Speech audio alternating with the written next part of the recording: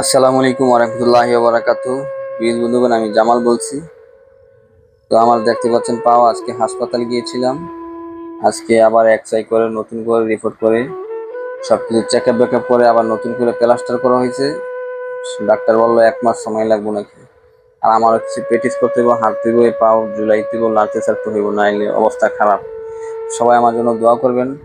আপনাদের মাঝে অনেক কথাই বলি অনেক সময়। তো আমাকে আপনাদের সাথে শেয়ার করি কি আমার পুরান অনেকগুলা ভিডিও দিই বা অনেকজনে মনে করি আমি পুরোপুরি সুস্থ, হারতাছি না।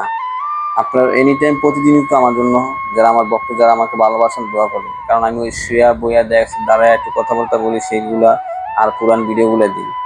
আমি যখন সুস্থ হবো, সফল হবো, অবশ্য আমি আপনাদের কাছে শেয়ার করবো। যখন দাঁড়ায় আঁটতে পারবো, মনের থেকে দোয়া করে সবার জন্য আমি অবশ্য দোয়া করি আর আপনাদের মাঝে শেয়ার করবো সমস্ত কথাগুলা। তো আমার জন্য সবাই দোয়া করেন, ভালো থাকবেন।